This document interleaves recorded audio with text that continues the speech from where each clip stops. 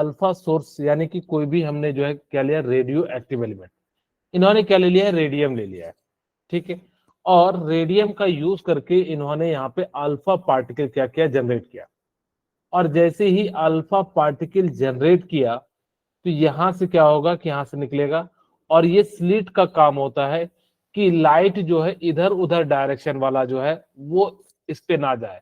ऐसा इसलिए किया गया ताकि कि हमें जो है पता लग सके। अगर ये इधर उधर से जाएगा तो हमें पता नहीं लग पाएगा ना, कभी यहाँ टकरा रहा है कभी यहाँ टकरा रहा है। इसीलिए हमने क्या करा कि यहाँ पे स्लिट का यूज किया। यहाँ पे जो हमने गोल्ड फॉइल यूज किया वो 100 नैनोमीटर का यूज किया, यानी कि बहुत ज्यादा जो है 10 टू द पावर या 100 into 10 to the power -9 metre का यूज कर लिया। नैनोमीटर का मतलब इतना ज्यादा पतला, सोच सकते कि बहुत ज्यादा जो है पतला। तो इतना पतला यूज करने के बाद हमने जब अल्फा पार्टिकल को पास कराया तो देखा कि मोस्ट ऑफ द रेज जो है वो क्या हो रहे थे, सीधे सीधे पास हो रहे थे। इसका मतलब है कि उसके अंदर क्या है, ज्यादा से ज्यादा स्पेस क्या है आपका खाली है, ठीक है। तो उसके बाद हमने देखा कि कुछ जो है वो सम एंगल पे डेविएट कर रहे थे। तो यहाँ पे क्या हो जा रहा है कि कुछ जो है वो क्या थे, सम एंगल पे क्या कर रहा था, डेविएट कर रहा था। ऐसा इसलिए कर रहा था क्योंकि हीलियम जो था He++ न्यूक्लियस में भी पॉजिटिव चार्ज होगा तभी वो रिपेल कर रहा था। और इस कारण से हमने क्या कहा कि यहाँ पे जो हमें पता लग रहा था। और जब उस चीज छोटे से पार्ट को हमने क्या कह दिया, नाम जो है न्यूक्लियस दे दिया। ओके, यहाँ पे R इक्वल टू एक फॉर्मूला याद रखिएगा कि क्या हो जाता है कि R equal to R0 A⁻⁴ हो जाता है। जहां पे R0 क्या है, एक कांस्टेंट है जिसकी वैल्यू 1.33 इंटू 10⁻⁻15 मीटर। अगर जो सेंटीमीटर में लीजिएगा तो सीएम ले लीजिएगा। ओके, मैं क्वेश्चन करा देता हूं, एक दो मैंने क्वेश्चन कराए थे इसके नो एल्यूमिनियम सर। वाला। ओके चलिए, फाइंड द या कैलकुलेट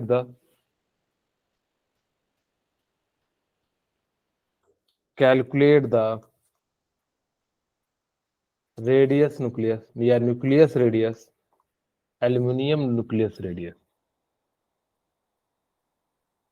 एल्यूमिनियम न्यूक्लियस रेडियस। ठीक है, आपसे पूछा है कि एल्यूमिनियम का न्यूक्लियस का रेडियस क्या होगा। तो हमारे पास फॉर्मूला क्या है, R equal to R0 A⁻⁴ क्या हो जाता है 1/3। यहाँ पे जो R है वो क्या बताता है, radius of nucleus, radius of nucleus, ठीक है। और R0 क्या बताता है, कांस्टेंट है जिसकी वैल्यू हम कितना ले लेंगे 1.33 इंटू 10⁻⁻15 मीटर।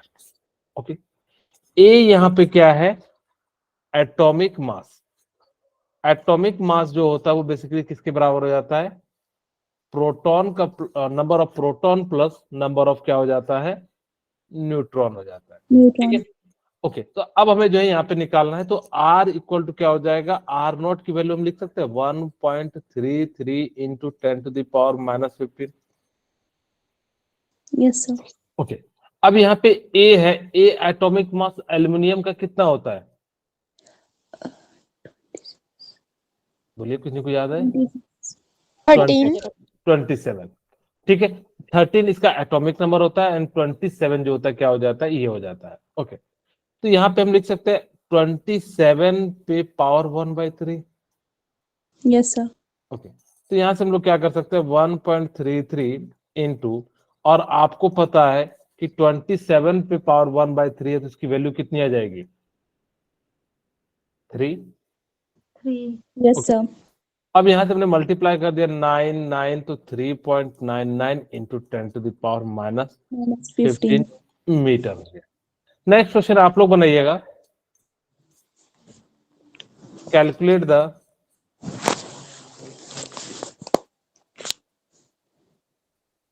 द न्यूक्लियस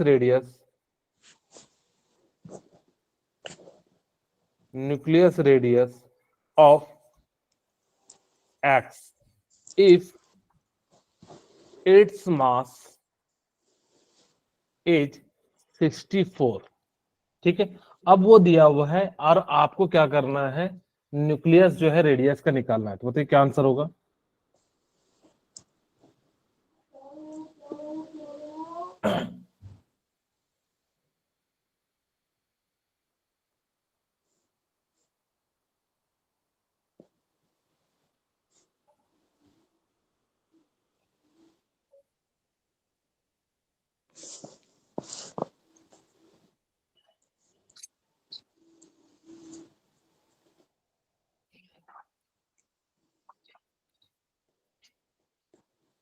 क्या आंसर निकला, कितने का निकला।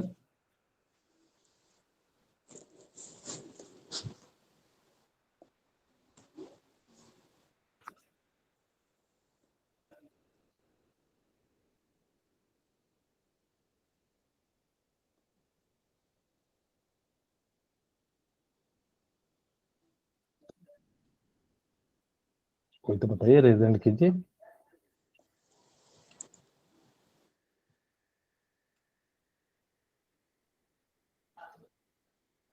ओके, बोलिए नीलम, क्या आंसर आया। Sir, 3.6 into 10 to the power minus 15. Okay, Arushi क्या नॉलेज जो बोला सही आंसर है। No, sir, 1.064 into 10 raised to power minus 14. Okay, चलिए, और किन्हीं ने बनाया। नेहा, बिलिंका, चुमी,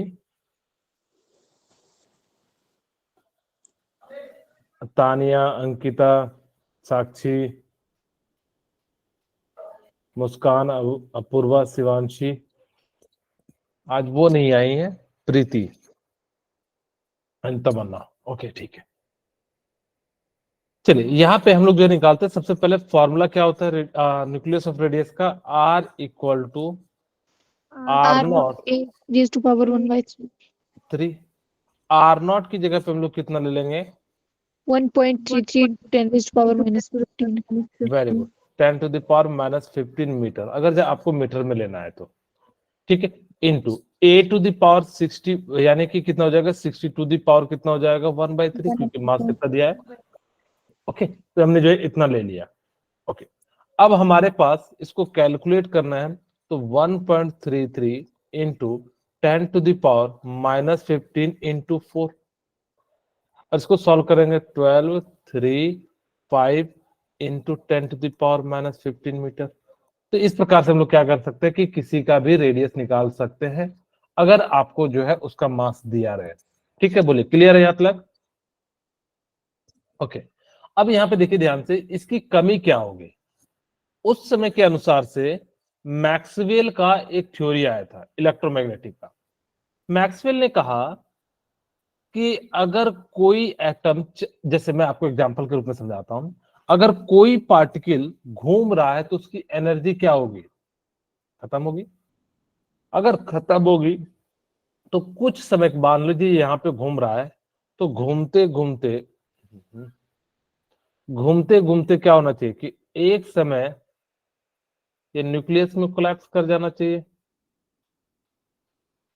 ठीक है, लेकिन एक्चुअल में ऐसा होता नहीं है। अगर मैं कहूं ऐसा होता तो जो भी चीजें हैं उनकी हाइट कम हो जाती। जैसे मैं कहूं कि इस पेन की, आप लोगों को विजुअल है ना इसकी।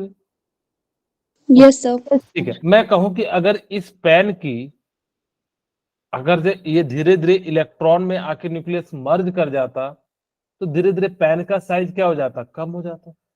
Yes, और sir. कम हो जाता तो उसकी उसकी अनस्टेबिलिटी बहुत ज्यादा बढ़ जाती, क्योंकि सारा इलेक्ट्रॉन अगर जो न्यूक्लियस में आ जाएगा तो बहुत ज्यादा रिपल्सन हो जाएगा, और बहुत ज्यादा रिपल्सन हो जाने के कारण क्या हो जाता है कि इसके अंदर जो है वो काफी अनस्टेबल हो जाएगा। तो उस समय के अनुसार से उन्होंने ये नहीं बता पाए, जब उन्होंने पूछा मैक्सवेल की थ्योरी आने के बाद कि आप मुझे रदरफोर्ड भैया मुझे ये बताओ कि इलेक्ट्रोमैग्नेटिक रेडिएशन के अनुसार से जो भी चीज घूमता है उसकी एनर्जी कम होती है कि नहीं। तो उसने कहा हाँ होती है। तो कहा कि भाई जब कम होती है तो इस जो आपने कहा कि इलेक्ट्रॉन चारों तरफ घूम रहे हैं, तो उसकी एनर्जी कम क्यों नहीं हो रही है। तो इसका जो है वो उन्होंने जवाब नहीं दे पाया। दूसरा, वो कहते हैं कि if the electron loses energy continuously, अगर वो क्या कर रहा होगा, लूजेस कर रहा होगा, the absorb spectrum should be continuous, यानी कि वो क्या होना चाहिए कि आपका जो है कंटिन्यूअस होना चाहिए। कंटिन्यूअस का मतलब क्या है आगे मैं बताऊंगा इलेक्ट्रोमैग्नेटिक में थोड़ी समय के बाद, नेक्स्ट क्लास जो है क्लास में, तो वहां पे हम आपको बताएंगे कि किस प्रकार से जो है ये सारी चीजें होती है।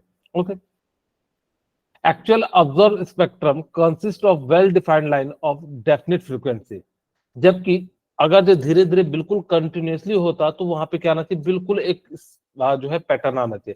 जैसे आप लोगों ने रेनबो देखा होगा, तो रेनबो में क्या होता है, बिल्कुल एक के बाद एक आता है, ऐसा नहीं होता कि गैप आता है।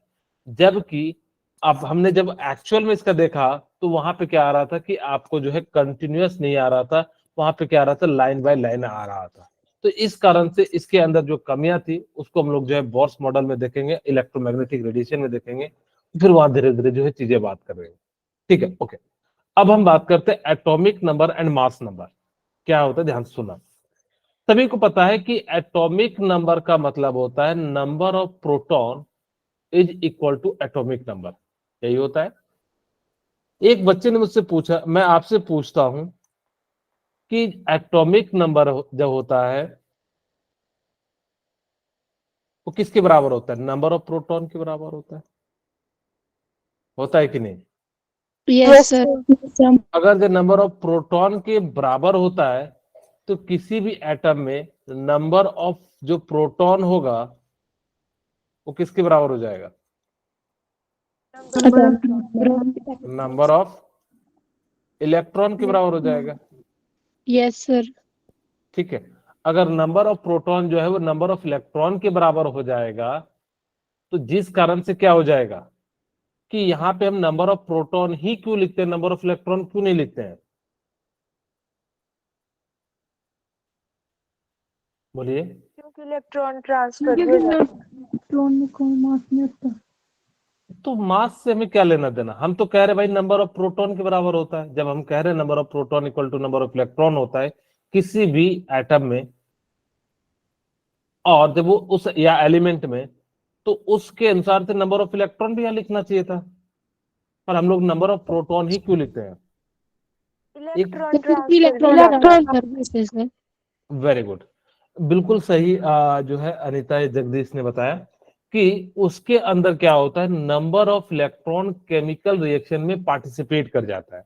जैसे Na है, अब Na प्लस हो गया, अब इसका एटॉमिक नंबर अगर जब मैं इलेक्ट्रॉन से लेता तो कितना हो जाता, सर 10। 10 हो जाता। अब 10 आप नियोन को लिखोगे किसको लिखोगे, तो जिस कारण से साइंटिस्ट ने क्या करा कि नंबर ऑफ प्रोटॉन को। चलिए एक और क्वेश्चन आप लिखिए। एक्चुअल में अभी तो मैंने कह दिया कि नंबर ऑफ प्रोटॉन जो होता है वो रिएक्शन नहीं करता है, लेकिन न्यूक्लियर रिएक्शन में तो number of proton and number of neutron भी रिएक्शन करते हैं, वहां भी Yes, चेंज हो sir. जाते हैं। तो फिर तब तो ये एटॉमिक नंबर का क्या होना चाहिए, नंबर ऑफ प्रोटॉन तो नहीं होना चाहिए, फिर भी हम लोग क्यों लिखते हैं? अभी मैंने कहा कि नंबर ऑफ इलेक्ट्रॉन इसलिए नहीं लिखते क्योंकि वो क्या करता है, केमिकल रिएक्शन में पार्टिसिपेट करता है, और जिस कारण से वो इलेक्ट्रॉन क्या करता है, लूज या गेन करता है। ठीक है, ओके। Yes, sir. अगर जब यही चीज मैं कह रहा हूं कि न्यूक्लियर रिएक्शन में number of proton and electron क्या कर जाता है, लूज या गेन होता है, या इधर से उधर का ट्रांसफर हो जाता है। जैसे मैंने आपको बताया था डिस्कवरी ऑफ न्यूट्रॉन में एक जो वहां पे क्या हो रहा था, कार्बन का फॉर्मेशन हो रहा था, यानी कि कुछ न्यूट्रॉन और जो है प्रोटॉन आके वहां पे जमा हो जा रहे थे, या जो है एक कंबाइन हो जा रहे थे।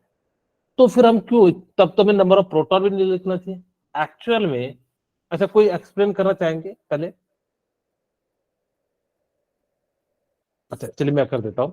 एक्चुअल में क्या होता है कि हम जनरली जो भी रिएक्शन की बात करते हैं वो केमिकल रिएक्शन की बात करते हैं, बहुत कम हम हायर बात करेंगे, तब हम लोग किसकी बात करते हैं, प्रोटॉन और न्यूट्रॉन की ट्रांसफर की।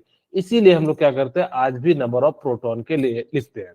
ठीक है, अगर इन केस न्यूट्रल एटम है तो number of electron equal to number of proton हो जाएगा, और अगर जो चार्ज है तो जेड माइनस चार्ज कर दीजिएगा जो भी है। अगर यह निगेटिव होगा तो निगेटिव निगेटिव पॉजिटिव हो जाएगा, और पॉजिटिव होगा तो क्या हो जाएगा, आपका निगेटिव हो जाएगा। ठीक है, ओके। अब मास नंबर जो होता है वो किसके बराबर होता है, नंबर ऑफ प्रोटॉन या it is the sum of number of neutron and number of proton is called mass number. किसी भी एटम में जितना प्रोटॉन होगा जितना न्यूट्रॉन होगा उन दोनों को सम करके हम लोग क्या कह देते हैं, मास नंबर कह देते हैं। ये mass number equal to number of proton plus number of neutron. Okay, mass number ना हमेशा होल नंबर में होगा। होल नंबर का मतलब है कि ऐसा नहीं कि मास नंबर आप 2.3 कर दो, नहीं।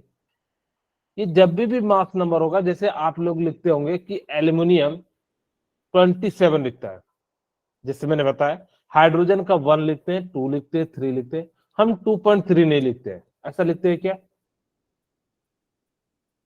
बोलिए। No, sir. तो इसी कारण से क्या होता है, जब भी लिखिएगा होल नंबर में। एक बच्चा मुझसे आया, बोला कि सर क्लोरीन का क्या लिखें? क्लोरीन, यस सर, क्लोरीन का होता है सर। हाँ, 35.5। 35. दूसरा बच्चा आके मुझसे बोला कि सर कॉपर का आप क्या लिखते हो? तो मैंने कहा 63.5। सर आप बड़ा होल नंबर कह रहे थे, यहाँ तो होल नंबर। अब एक्चुअल में क्या होता है, ये जो मास नंबर होता है ना, एवरेज होता है। अगर वो सिंगल एटम है तो उसका होल नंबर आएगा, नहीं तो जनरली आपका अगर जो 2-3 से मिलके बने हैं तभी वो क्या आएगा, आपका इस फॉर्म में आएगा। ठीक है, यानी कि जो है पॉइंट के फॉर्म में आएगा। यहाँ तक क्लियर है? Yes sir. ओके, अब हम बात करते हैं एटम के न्यूक्लियस में क्या पाया जाता है।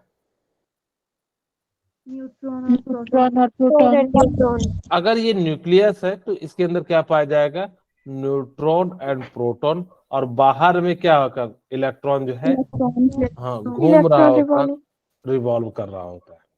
ठीक है, हम आगे बात करेंगे कि कितना डिस्टेंस है, कितना स्पीड है, कितना इसका रेडियस है, ये सारी चीजें बात करेंगे। लेकिन फिलहाल हम लोग जो है बेसिक बेसिक चीजें जो है पढ़ रहे हैं। तो ये कहता है कि न्यूट्रॉन एंड प्रोटॉन जो होता है वो न्यूक्लियस के अंदर होता है, और इलेक्ट्रॉन जो होता है वो कहाँ होता है, बाहर में रिवॉल्व कर रहा होता है। ठीक है, ओके। मैं यहां से पूछूं कि मुझे बताइए कि 11 Na, कैसा लिख दिया मैंने,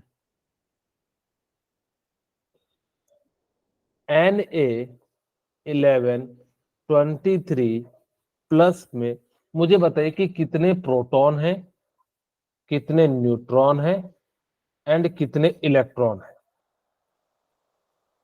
बहुत ही सिंपल सा है, हमने बताया अभी। Proton 11. Very good. तो प्रोटॉन तो सबको पता लगे 11, न्यूट्रॉन कितने हो जाएंगे? 12. सर 12। 12। 12. Very good.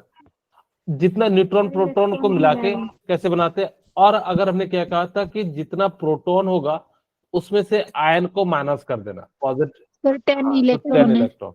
अब ऐसे भी याद रख सकते हो, देखिए मैं सारा चीज लिख देता हूं, जिनको थोड़ा बहुत जो है डाउट होगा तो यहां से क्लियर हो जाएगा।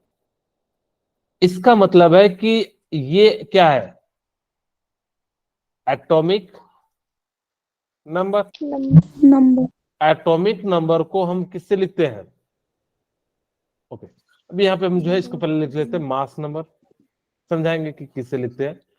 ओके, ये जो है हम इसको जेड से लिखते हैं, मास नंबर को हम लोग किससे लिखते हैं, ए से रिप्रेजेंट करते हैं। ओके, अगर जो एटॉमिक नंबर होता है वो किसको बराबर होता है? Number of proton. हाँ, number of proton plus number number of क्या हो जाता है, प्रोटॉन के बराबर हो जाता है। ठीक है, ओके। अब नंबर ऑफ प्रोटॉन यहाँ पे 11 है, क्योंकि जो एटॉमिक नंबर 11 है तो प्रोटॉन कितना हो गया, 11 हो गया। ये जो है मास नंबर जो होता है किसके बराबर होता है? Number of number proton of plus number of neutron. Number of proton plus neutron. तो प्रोटॉन आपने निकाला 11 और मास नंबर है 23, तो यहां से हमने न्यूट्रॉन निकाल लिया, कितना हो जाता है, 12। ठीक है, ओके। अब हम बात करते हैं कि अगर यहाँ पे हमारे पास क्या हो जाएगा, सपोज कीजिए कि यहाँ पे क्या हो जाएगा कि अगर मुझे इलेक्ट्रॉन निकालना है तो सिंपली क्या कीजिएगा, इलेक्ट्रॉन इक्वल टू 4 चार्ज के लिए, अगर न्यूट्रल है तो नंबर ऑफ प्रोटॉन जो है वही जो है एटॉमिक नंबर के बराबर हो जाएगा। तो आपको क्या करना है, एटॉमिक नंबर में से क्या कर देना है, माइनस कर देना है, यानी कि चार्ज को। अगर पॉजिटिव चार्ज है तो पता लग गया घट जाएगा, नेगेटिव चार्ज है तो क्या हो जाएगा। तो यहाँ पे हमारे पास एटॉमिक नंबर 11 है, चार्ज +1 है, तो यहाँ से जो है कितना आ गया, 10 हो गया। तो इस प्रकार से निकाल सकते हैं। ओके, ठीक है। सेकेंड, अब हमारे पास क्या है, फ्लोरीन 9, और अब मैं उतना डिटेल में नहीं बताऊंगा, सीधे सीधे जो है आपको सॉल्व करा दूंगा। मुझे बताइए कि इसका क्या क्या प्रोटॉन होगा, क्या न्यूट्रॉन होगा, क्या इलेक्ट्रॉन होगा। प्रोटॉन 9, प्रोटॉन 9 होंगे, न्यूट्रॉन न्यूट्रॉन कितने हो जाएंगे, न्यूट्रॉन 10 होंगे और और इलेक्ट्रॉन, इलेक्ट्रॉन 10। Very good. तो यानी कि इस प्रकार से हम लोग क्या कर सकते हैं, यहाँ पे इनकी जो है वैल्यू निकाल सकते हैं। एक और सिंपल सा ले लीजिए, कैल्शियम आपको मैं दे देता हूं 20 और 40 + 2। आप मुझे बताइए प्रोटॉन, न्यूट्रॉन, इलेक्ट्रॉन कितने हो गए। Sir proton 20, proton 20, 20 neutron neutron 20 और इलेक्ट्रॉन 18। इलेक्ट्रॉन 18। Very good. तो इस टाइप से अगर जो आपके सामने कभी क्वेश्चन आए तो आप उसको सॉल्व कर लीजिएगा। मैं फिर से टेबल बना देता हूं कि टोटल मास कितने होते हैं, mass of neutron, mass of proton की सारी चीजें जो हम लोग जो है एक बार मैं आपको टेबल के माध्यम से समझा देता हूं। यहाँ पे हम लोग लिखते हैं एलिमेंट,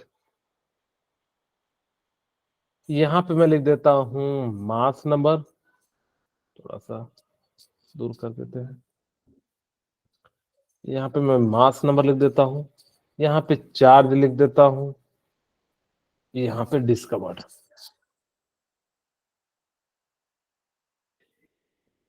ठीक है, यहाँ पे हमने क्या लिख दिया, एलिमेंट, यहाँ पे हम लोग क्या लिख देंगे, मास, मास नंबर। ओके, और यहाँ पे हम लोग लिख देंगे चार्ज, और यहाँ पे किसने डिस्कवर्ड किया, डिस्कवर्ड बाय। हम पहला एलिमेंट लेते हैं, न्यूट्रॉन, सॉरी इलेक्ट्रॉन। ठीक है, इलेक्ट्रॉन का जो मास होता है वो कितना होता है, 9.1 9.1 into 10 into 10⁻31 kg। अगर आप इसको ग्राम में लिखिएगा तो 10⁻28 ग्राम कर दीजिएगा, या इसको ऐसे भी लिख सकता हूं, और ग्राम में कितना हो जाएगा, 9.1 into 10⁻28 ग्राम। ओके, अगर मैं यहाँ पे चार्ज की बात करूं तो कितना हो जाता है, -1.6 into 10⁻19 कूलम। और इसको जो डिस्कवर्ड किया था किसने किया था, जे थॉमसन ने किया था। ओके, सेकेंड, अब हम बात करते हैं किसके लिए, न्यूट्रॉन, इलेक्ट्रॉन, प्रोटॉन के लिए। प्रोटॉन के लिए, प्रोटॉन का जो मास होता है 1.67 जो है 24 ले लेते हैं। ठीक है, हम एग्जैक्ट पूरा ले ले रहे हैं 24। ठीक है, या 2 तक ले लेते हैं और इसका जो है बाद में हम 3 कर देंगे।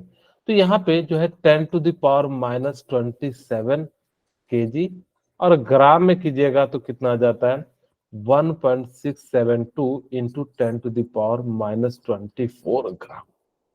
इस पे मास कितना होता है, इस पे चार्ज कितना होता है, 1.6 1.6 into 10⁻19 19 होता है या प्लस होता है यहाँ पे, तो नो सर -19 कूलम होता है। अच्छा, तो यहाँ पे क्या होता है, माइनस, नो सर पॉजिटिव होता है। वेरी गुड, यहाँ पे जो है क्या हो जाता है, पॉजिटिव हो जाता है। और इसका जो खोज किया था किसने, गोल्डस्टीन। गोल्ड स्टीन ने जो है डिस्कवर किया था। ठीक है, ओके, इलेक्ट्रॉन, प्रोटॉन। अब हमारी बारी किसकी है, न्यूट्रॉन की।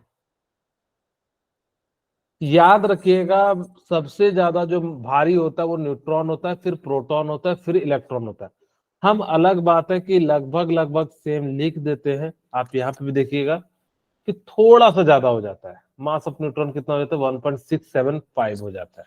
ठीक है, तो यहाँ पे आप लोग जो है यहाँ पे लिख देते हैं थोड़ा सा जो है ज्यादा, यानी कि 1.674 होता है, इंटू 10⁻⁴ कितना हो जाएगा आपका, -27 kg, या आप इसको लिख सकते हैं 1.674 into 10⁻24 ग्राम। अब यही चीज को हम यहाँ पे कितना चार्ज लिखेंगे बताइए, प्लस में लिखेंगे कि माइनस में, 1.6 into 10⁻⁻�9? Sir zero. Very good, यहाँ पे इस पे कोई चार्ज नहीं होता तो यहाँ पे क्या लिखेंगे, 0 लिखेंगे। और इसका जो डिस्कवर किया था किसने किया था, James Chadwick. Very good, James Chadwick. Chadwick. ठीक है, तो इस प्रकार से जो है हम लोगों ने बात कर लिया। अब हम बात करते हैं आइसोटोप, आइसोबार एंड आइसोटोन। मैं तीनों को ना ट्रिक के माध्यम से समझाता हूं, फिर हम एक एक करके जो है आप लोगों को बता देंगे। यहाँ पे ध्यान से देखिएगा, मैं 3 टर्म लिखता हूं। आइसोटोप्स, एक्चुअल में ये बस याद रखने का तरीका है 3 को, क्योंकि आप हो सकते हैं कि कभी भूल जाए, और कई बार हम भूलते भी हैं कि आइसोटोप में क्या सेम होता है, आइसोटोन में क्या सेम होता है। अब शायद पता नहीं आप लोग भूले कि नहीं, भूले हैं कभी isotope, isobar, isotone? No sir. No. Okay, चलिए। अच्छा, मुझे बताइए कि आइसोटोप में क्या सेम होता है? Atomic number. Same atomic number. and mass Okay. number. Isobar में क्या सेम होता है? मास Same number. mass number. Atomic और मास। आइसोटोन में? Same number of number of neutrons. Neutrons. Very good. बच्चे जनरली कई बार जो है कंफ्यूज हो जाते हैं, भूल जाते हैं। तो यहां से आइसो का मतलब क्या होता है? Same. सेम, ठीक है। अब यहां से आप पी को पकड़िए, नहीं यहां से क्या करा, पी को पकड़ा। पी का मतलब क्या होता है? प्रोटॉन। ठीक है, अगर जिसमें नंबर ऑफ प्रोटॉन सेम होगा, इसका मतलब है atomic number. Number of proton को ही तो हम लोग क्या कहते हैं, एटॉमिक नंबर। Atomic number. ठीक है, यानी कि हम isotope those species which have same atomic number but different mass number, such type of species या particle is known as isotopes. Okay, similarly यहाँ पे देखिए, आइसो का मतलब क्या हो जाता है, सेम। यहाँ पे बी से लेंगे, बी का मतलब होता है वजन, वजन का मतलब क्या हो जाता है, मास नंबर। ये याद रखने की छोटी सी ट्रिक है, ठीक है। यहाँ पे क्या हो जाएगा, मास नंबर। ओके, अब यहाँ पे देखिए आइसो का मतलब क्या हो जाएगा, सेम, और एन से क्या हो जाता है, न्यूट्रॉन, यानी कि जिसके अंदर क्या हो, न्यूट्रॉन सेम हो। तो यानी कि ऐसे स्पीसीज जिसके अंदर नंबर ऑफ न्यूट्रॉन सेम हो बट उसका मास नंबर या एटॉमिक नंबर डिफरेंट हो, तो उसको हम लोग क्या कह देंगे, आइसोटोन कह देंगे। अब इस प्रकार से हम लोग जो है इसका यूज कर सकते हैं। अब एक एक करके मैं आपको समझाता हूं तो आपको ज्यादा क्लियरिटी आएगी। वही कहता है, they are the atom given element which have the same atomic number but differ in mass number. जैसे एक एग्जांपल देखिए, मैंने यहाँ पे H11 ले लिया, H12 ले लिया, H13 ले लिया, ठीक है। अच्छा, मैंने आपको ये नहीं बताया कि कैसे एलिमेंट को रिप्रेजेंट करते हैं। तो 3 तरीके होते हैं, एलिमेंट को रिप्रेजेंट करने के 3 तरीके होते हैं। अगर कोई एक्स एलिमेंट है तो नीचे में हम लोग क्या लिखते हैं, एटॉमिक नंबर। हाँ Number. हाँ, ऊपर में क्या लिखते हैं, ये लिखते हैं, Mass number. हाँ, मास नंबर। दूसरा तरीका है कि आप इसको ऐसे भी लिख सकते हो, या तीसरा तरीका है कि आप इसको ऐसे भी लिख सकते हैं। लेकिन जो मोस्ट अप्रोप्रिएट तरीका होता है वो ये होता है। अब कोई पूछेगा क्यों, क्योंकि ये एनसीईआरटी इसी तरीके को यूज करती है। कहोगे सर कोई लॉजिक? इसका लॉजिक ये है कि यहाँ जेड भी हो जाता है, ए भी हो जाता है। अगर चार्ज लिखना हो तो हम यहाँ पे चार्ज भी लिख सकते हैं। इसीलिए हम किसी भी एलिमेंट को रिप्रेजेंट जो करते हैं वो इसी तरीके से हम लोग क्या करेंगे, रिप्रेजेंट करेंगे। इसको कहते हैं प्रोटियम, प्रोटियम, और इसको हम लोग क्या कह देते हैं, ड्यूटेरियम। Deuterium. ड्यूटेरियम, और इसको हम लोग क्या कह देते हैं, Tritium. हाँ, ट्रिटियम। ओके, अब यहाँ पे देखिए कि अगर मैं पूछूं कि इसके अंदर न्यूट्रॉन कितने हैं, 0. 0।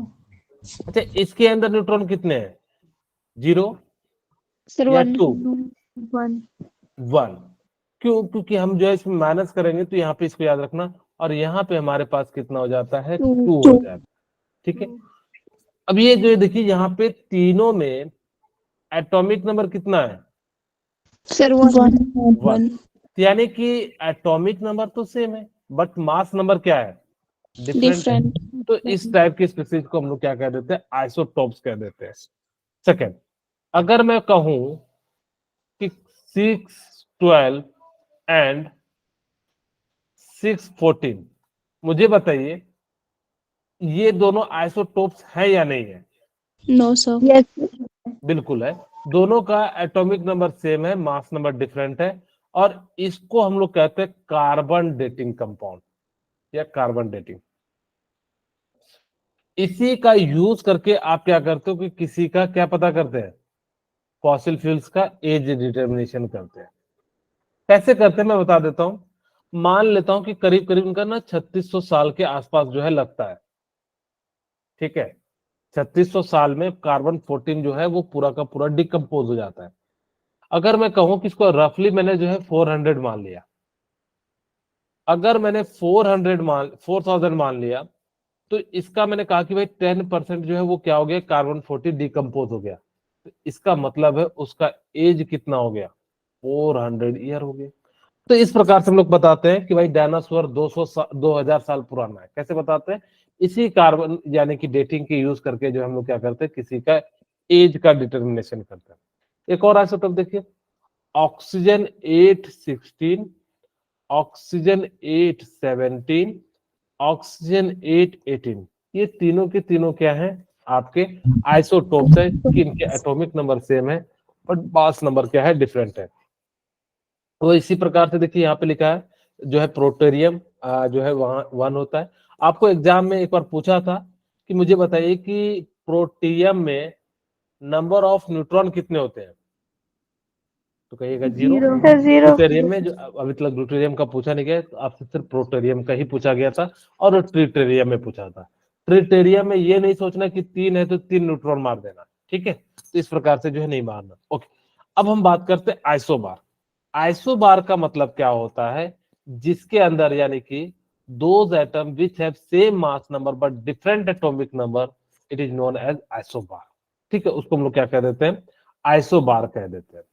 जैसे कि एग्जांपल देखिए, आपको मैं दिखाता हूं कि मेरे पास एक आर्गन है, आर्गन का एटॉमिक नंबर 18 और ये कितना होता है 14, 39.9 होता है, तो इसको मैंने अप्रॉक्स 14 ले लिया। कैल्शियम 20 एंड जो है 14 ले लिया, ठीक है। अगर हमने जो यहाँ पे क्या लिखा कि इस प्रकार से लिखा, ओके, तो मुझे बताइए क्या दोनों का मास सेम है? Yes, sir. अगर Yes, जब sir. दोनों का मास सेम है तो ये कैसा हो जाएंगे, आइसो So, आइसोबार्स हो जाएंगे, ठीक है। अब देखो कई बार कहता है कि H13 ले लीजिए एंड हीलियम का 23 ले लीजिए, ये भी आपका क्या हो जाएगा, आइसोबार, क्योंकि यहाँ पे जो है क्या हो जाता है, आपका जो है मास नंबर जो है सेम हो जाता है। तो ये एग्जांपल देखिए, 3 हाइड्रोजन का है, 3 इसका है, पोटासियम एंड कैल्शियम, कैल्शियम का 40 होता है, कैल्शियम जो है पोटासियम का 39 होता है। इन्होंने जो है दूसरा आइसोटोप ले लिया 40 वाला, तो इस प्रकार से जो है यहाँ पे कह सकते हैं। या बेसिकली आप एक चीज कह सकते हो, न्यूक्लियॉन किसे कहते हैं, number of proton and number of neutrons. Very good, number of proton plus number of neutron को हम लोग क्या कह देते हैं, न्यूक्लियॉन्स। न्यूक्लियॉन।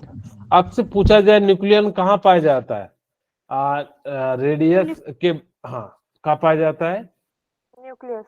न्यूक्लियस न्यूक्लियस में। में। वेरी गुड, ये जो है कहाँ पाया जाता है, न्यूक्लियस में जो है पाया जाता है, ठीक है।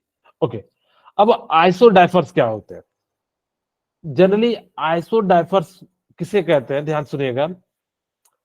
आइसोडाइफर्स में क्या होता है कि प्रोटॉन एंड न्यूट्रॉन का जो डिफरेंस होना चाहिए वो सेम होना चाहिए। ऐसे ध्यान सुना, आइसोडाइफर्स का मतलब क्या होता है, प्रोटॉन न्यूट्रॉन एंड प्रोटॉन का जो डिफरेंस है वो क्या होना चाहिए, सेम होना चाहिए। कहते they are the atom of different element which have the same difference of the number of neutron and proton. एक एग्जांपल लेते तो आपको क्लियर आ जाएगा। मैंने ले लिया किसका, बोरॉन का, यहाँ पे शायद आपको थोड़ा सा जो है क्लियर नहीं है। तो बोरॉन का एटॉमिक नंबर 5 है और इसका हमने कितना ले लिया, 11 ले लिया। दूसरा हमने ले लिया किसका,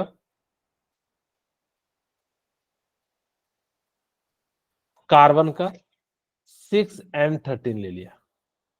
मुझे बताइए यहाँ पे प्रोटॉन कितना होगा, 5 होगा 5। 5 ओके, न्यूट्रॉन कितना होगा, 6 6। 6 इलेक्ट्रॉन कितना होगा, 5 5 5। Very good. अगर मैं यहां से पूछूं, मुझे बताइए प्रोटॉन कितना होगा, 6 6 न्यूट्रॉन कितना होगा, 7 7। और ये इलेक्ट्रॉन हमें वैसे जरूरत नहीं, क्योंकि हमें तो प्रोटॉन और न्यूट्रॉन से जरूरत है, तो यहाँ पे इलेक्ट्रॉन 6 हो जाएगा। ठीक है, ओके। अब देखिए ध्यान से, इनका जो डिफरेंस है वो कितना है, सर 1। 1 इसका जो डिफरेंस है वो कितना है, 1। 1 तो वही कहता है कि न्यूट्रॉन एंड प्रोटॉन का डिफरेंस अगर जो दो एलिमेंट का सेम है, तो इस टाइप के स्पीसीज को हम लोग क्या कह देंगे, आइसोडाइफर कह देंगे। सेकंड एग्जांपल देखिए, नाइट्रोजन ले लेते हैं। नाइट्रोजन 7 एंड जो है यहाँ पे क्या हो जाएगा आपका 50। दूसरा ले लेते हैं फ्लोरीन 9 एंड 19। ओके, अब मैंने क्या करा कि यहाँ पे हम सबसे पहले प्रोटॉन निकालेंगे तो कितना आ जाएगा 7, न्यूट्रॉन निकालेंगे तो कितना आ जाएगा 8। अब इलेक्ट्रॉन की जरूरत नहीं, इसलिए मैं नहीं लिख रहा हूं। ठीक है, ओके। अब यहाँ पे देखिए कि प्रोटॉन जो है वो कितना हो गया 9 और न्यूट्रॉन कितना हो गया 10। 10 अब देखिए इन दोनों का जो डिफरेंस है कितना आ गया 1, यहां से भी कितना आ गया 1। तो इस टाइप के स्पीसीज को हम लोग क्या कह देंगे, आइसोडाइफर्स कह देंगे। बोलिए क्लियर है यहाँ प्लस। यस सर अब हम बात करते हैं आइसोटोन्स। आइसोटोन्स क्या होते हैं, ध्यान से सुनिएगा। आइसोटोन्स बेसिकली हम उसे कहते हैं जिसके अंदर न्यूट्रॉन क्या हो, नंबर ऑफ न्यूट्रॉन क्या हो, या न्यूट्रॉन क्या हो, सेम हो। ओके, तो जिसके अंदर भी न्यूट्रॉन सेम होगा तो उसको हम लोग क्या कह देंगे, आपका जो है आइसोटोन, आइसोन्यूट्रॉनिक या आइसोटोनिक हम कहेंगे। जैसे हम एग्जांपल लेते हैं, पहला हाइड्रोजन 1 है, इसका मास हम चाहो तो आप ऐसे भी लिख सकते हो, जब नेगेटिव चार्ज नहीं होता या कोई चार्ज नहीं होता तब इस तरीके से ज्यादा क्लियर आपको सब चीजें दिखाई देती है। यहाँ पे नहीं है तो हम इस प्रकार से लिख देते हैं 2,4। ठीक है, ओके। अब यहाँ पे मुझे बताइए कि प्रोटॉन कितना है, कहोगे 1। 1 न्यूट्रॉन कितना है 2, क्योंकि ट्रिटियम है, क्योंकि आप टोटल एटॉमिक नंबर 3 है, -1 कर देंगे तो कितना आ जाएगा आपका 2 आ जाएगा। बोलिए यहाँ तक क्लियर है, okay. Yes sir yes sir अब हम बात करते हैं यहाँ पे प्रोटॉन कितना है 2 2, यहाँ पे न्यूट्रॉन कितना है 2 2। तो क्या दोनों में न्यूट्रॉन सेम है, यस सर अगर जो है तो इसको हम लोग क्या कह देंगे, आइसोटोन आइसोटोन्स कह देंगे। सिमिलरली सेकंड एग्जांपल देखिए, अब हमारे पास क्या है, पोटासियम है 19 एंड 39। ठीक है, और कैल्शियम है 20 एंड 14। तो यहाँ पे देखिए मुझे बताइए कि प्रोटॉन कितना है, कहोगे 19, न्यूट्रॉन कितना है 20, 20 और यहाँ पे देखिए प्रोटॉन कितना है 20 एंड 20 कैल्शियम कितना है 20, सॉरी न्यूट्रॉन न्यूट्रॉन, न्यूट्रॉन कितना है 20। तो ये दोनों स्पीसीज कैसा हो जाएगा, आइसोटोन्स आइसोटोन्स हो जाएगा। ठीक है, तो इसीलिए इसको हम लोग क्या कह देंगे, आइसोटोन्स। बोलिए क्लियर है। यस सर यस सर ठीक है, तो इस प्रकार से हम लोग क्या कर सकते हैं, लिख सकते हैं। एक और वर्ड आता है आइसोस्टेयर्स। आइसोस्टेयर्स का मतलब क्या होता है, यानी कि ऐसा स्पीसीज जिसके अंदर नंबर ऑफ एटम क्या हो, सेम हो। आइसोस्टेयर्स में क्या कहेंगे, आइसोस्टेयर्स में हम लोग क्या देखेंगे, दो चीजें देखेंगे आइसोस्टेयर्स। इसमें पहला हम देखेंगे कि नंबर ऑफ एटम क्या होना चाहिए, सेम होना चाहिए। नंबर ऑफ एटम क्या होना चाहिए, सेम होना चाहिए। दूसरा हम लोग क्या देखेंगे, नंबर ऑफ इलेक्ट्रॉन भी क्या होना चाहिए, सेम। सेम होना चाहिए।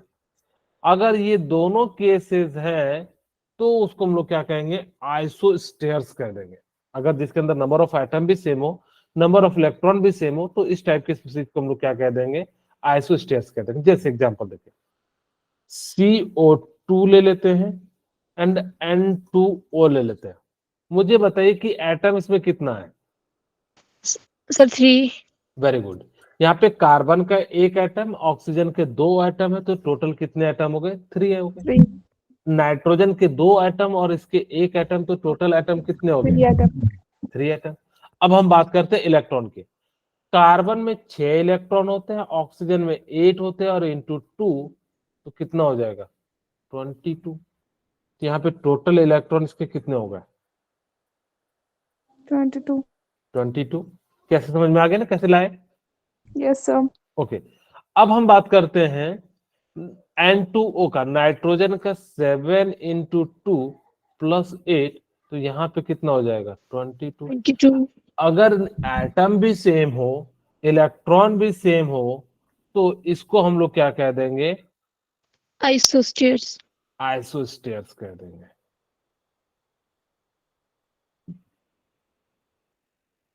ठीक है, इसको हम लोग क्या कह देते हैं, आइसोस्टेयर्स कह देते हैं। बोलिए, क्लियर है। Yes sir. Yes Okay. अब हम बात करते हैं कि अगर सेकेंड एग्जांपल ले लेते हैं, हमारे पास क्या है, CaO एंड KF।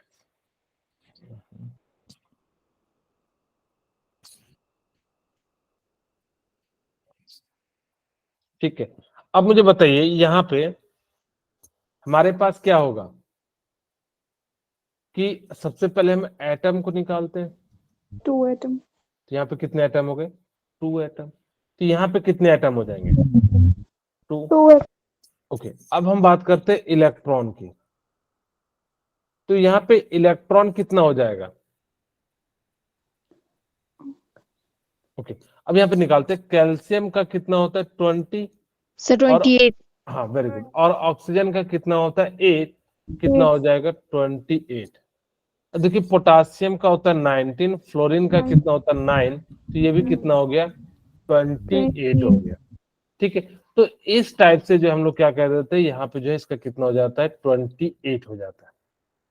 अगर दोनों चीजें सेम होंगी, ये भी सेम होगी और ये भी सेम होगा, तो इसको हम लोग क्या कह देते हैं, आइसोस्टेयर्स। आइसोस्टेयर्स। बोलिए, यहाँ तक क्लियर है।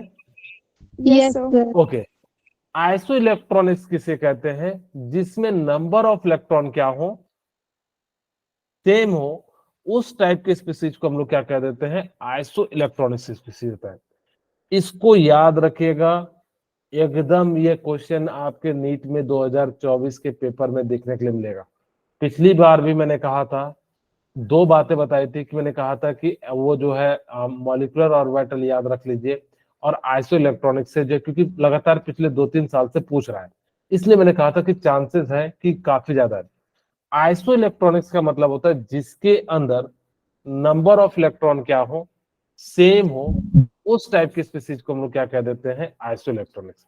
जैसे Na+ एंड Mg+2।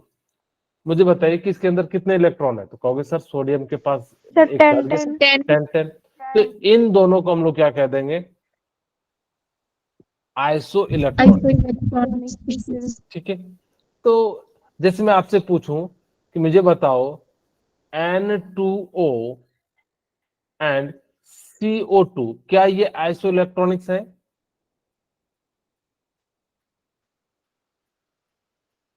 चेक करते हैं। Yes, sir. यहाँ पे कितना हो गया, 14 + 8 यानी कि 22। और यहाँ पे कितने कार्बन का 6 और ऑक्सीजन के पास 16, यानी कि कितना हो गया, 22। हाँ, ये दोनों भी क्या है, आपके आइसो इलेक्ट्रॉनिक्स है। तो इस टाइप के कंपाउंड को हम नेक्स्ट क्लास में जो है बहुत सारे क्वेश्चन कराएंगे आइसो इलेक्ट्रॉनिक्स पे। तो आज की क्लास यहीं पर रखते हैं, क्योंकि इस पे बहुत सारी बातें करनी है, डिफरेंट डिफरेंट टाइप के क्वेश्चन कराने हैं। ठीक है।